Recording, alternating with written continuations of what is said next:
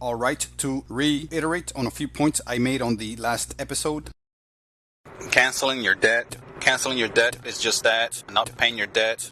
You may choose to pay your debt if you can, if you're able, if you are willing. But what I'm advocating here is to cancel or not pay your debt. I know it's not for everyone. You may not be ready for it. However, if you already checked off Various previous items for living off the grid, the Renegade Style, then canceling your debt is your next step, because you, again, no longer care about IDs, no longer care about money, no longer care about credit or credit scores, credit standing, any of that. None of that matters at this point. So why care about your debt? Your debt is nothing but a computer-generated number in a few places, in a few banks. And you not paying your debt is just going to destroy your credit, which, again, in your mind is already non-existent, is a non-existent quantity, entity, or idea. So why even care about the destruction of something that you no longer recognize? So canceling your debt, again, is a way to stand up against the system. It's a way to turn your back to the system. It's a way to free yourself from the system. You will no longer have to work to pay off that debt. You will no longer have to pay bills towards that debt, take away funds, much needed funds for other things to pay off that debt, and you will not be stressed out by it. Who knows the amount of people that get sick and even die because of stress-related illnesses, in large part caused by money problems.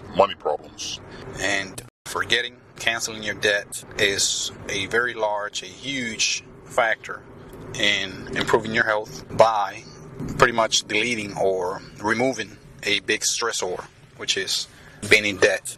I'm not going to say too much more about that. Again, it is a very logical next step for those that achieve a very high level of living off the grid. So it is something that is, although quite difficult, it is quite possible. And again, something that identifies you as a very, very high level of grid living person. The next topic I'd like to discuss is the living arrangements that I mentioned before. One of them being, the first being a homestead option. The second one being the mobile option, or van life as they call it. Quite popular. And the last but not least is the nomad or backpacking option. To move on into the homestead option. The homestead option is nothing but the purchase or acquisition of property. It doesn't have to be large. The property could be small in size. It could be within a city, could be within a town, could be within any kind of community, or it could be out in the open, out in the woods, out in the forest, out in any area where you can settle and live for a determined period of time, whether it's short term, from a few days to weeks to months, to semi-permanent for months to years. And again, it's not for everyone. You have to have a very high level of self-sufficiency, a good amount of health to get into these kinds of arrangements, especially those that are in remote areas, forest areas, areas that are quite unconventional from the normal or quote-unquote conventional type of living in a town, city, village, whatever it may be. You may choose to purchase a home. You may choose to purchase a dwelling, a building, not necessarily the conventional type. It could be something quite exotic, such as a dome. It could be something unusual, such as a cave, which you may or may not have to purchase. It could be something homemade. It could be something made either by you locally or made by a builder on site. It could be something quite extraordinary, something new, a new design, a new concept. Again, I'm quite attracted to domes because of their durability, their spaciousness, appeal, and also because they are one of the strongest structures and durable structures that you can build. They are probably a little cheaper to build than your regular home. Do your research, homework, do some legwork as far as finding out building methods and picking your building materials smartly and efficiently. So a dome could be a very viable option there. Also, if you want to go with the homestead option, Again, just to finish defining it, homestead option, you have to basically acquire a location, a place, a physical land area. It doesn't have to be big. It could be small. It could also be a little larger. It could be mid-sized. It could be in a city. It could be in between two buildings in a city, for example, between two homes, in the back of a home, in the backyard of a home. If someone's willing to give you or sell you a corner of their lot, it could be a whole lot as a lot for building a home. You can plop a mobile home, trailer. It could be something as simple as a tent if the climate permits it. It could be something as intricate as a very nice home. And I define nice here in the conventional way that people define it as good materials, quality materials, nice appealing proportions, appealing design, colors, and building style, whatever that may be to you, to your liking. Everyone's got a different taste, slightly. Some have very radically different tastes, the way their home looks and feels. It could be also a mobile home or a motor home that you park in a piece of land, an RV, sometimes called recreational vehicle. It could be a mobile trailer or conversion trailer, as they call it, which is pretty much a utility trailer that has been converted into a trailer that you can live in. It could be a repertoire of different things, options, types of living structures that you can plop or park or pull into a piece of land, property, just about anywhere where you can. How do you pay for such a land? Some of you may be able to pay outright for a piece of land, however small it may be or large. You may have savings, lifelong savings from your past or current career or job that you may want to invest in a piece of land so you can call a homestead. Or you may be able to work toward paying for a piece of land, such as mortgage it out, get a loan from a bank or a lending individual or institution, and get that piece of land and pay for it as you go. Work, whether it's at a normal, conventional, run-of-the-mill job, or you can do your own thing. You could be a business entrepreneur, business owner, run a business, run some sort of operation, sell food, things that you may be able to grow, whether it's in your land or somewhere else, or just work, sell your labor, whatever that may be, sell your product, whatever that may be, or skill, whatever. Now, there are many ways to acquire land, acquire a place you can call a homestead. An option for this can also be where you can convert a vehicle for living space, such as an old non-working bus. You can purchase that or acquire that somewhere. There are plenty of larger vehicles you can convert, strip out from the inside out, and basically make into some sort of building, living space. You can also, this is seemingly a growing popular idea, which is to get a box trailer or a truck container, as they call it, those big metal rectangular containers, and you can convert the inside into a living space. Some people may want to cut out windows, may want to cut out doors on the sides.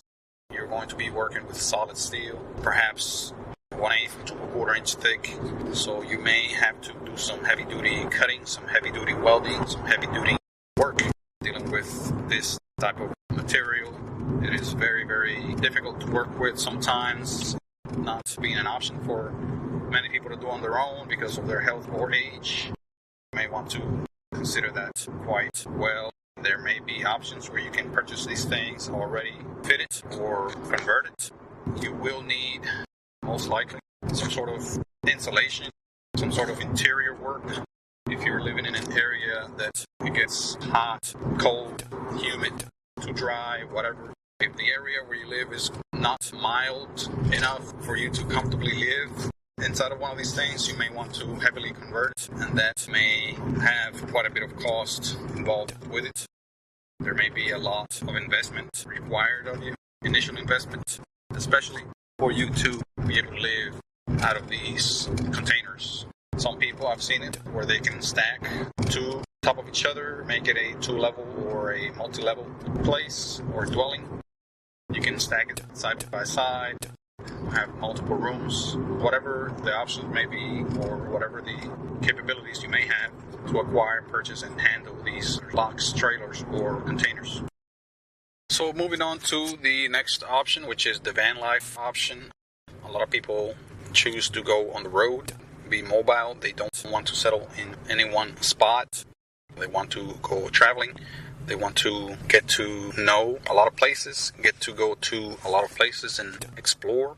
They want to be able to move about. They may have an exploring spirit. They may be these type of people that can't stay in one spot, can't stay at home for too long.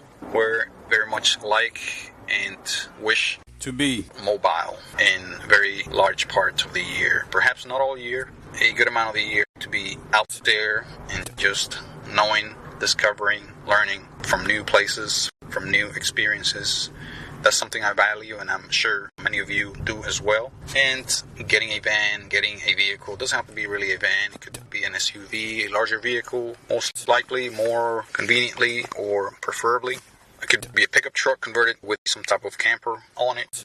It could be a box truck converted with the box in the back, the cargo area converted to some sort of living space. It could be a pickup truck hauling some sort of camper trailer. It could be a repertoire of different options that you may want to have or take with you on the road. There are, again, many options.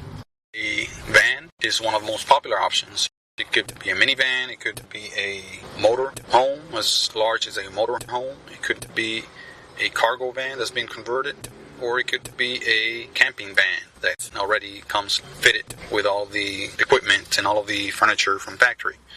If you have the funds and options to do that, those could be quite expensive. It could be up in the 40s, 50s, 60s, even $70,000 initial cost. So you may have to be at that financial level to even consider one of those. You can be in a situation where you can acquire an old van and convert it yourself if you are crafty, skilled, handy, like working with vehicles, mechanical in nature, and you have time and some funds to spend on parts as well. You will most likely have to dish out some good money on parts, panels, equipment, gear it as much as you can for comfort. If you are able to spend the funds and money on some comfort, that would be ideal, especially if you're planning to go to areas that are quite uncomfortable when it comes to the weather conditions, such as the heat, cold, whatever it may be. You need to think about that. If you are driving it throughout the North American continent, in the US, Canada, Mexico, whatever the case may be, you may want to fit it or have it fit with air conditioning, some sort of heat. You may want to do all that because it does get really hot and really cold in many areas of the country. That is something you want to heavily consider. The cost is always there. The more comfort, the more equipment you have, you will spend the cash. So that is something that you must be ready for.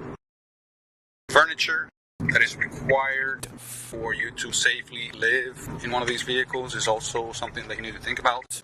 You need somewhere to sit, somewhere to lay down, get rest, and that is something that you need to heavily consider as well.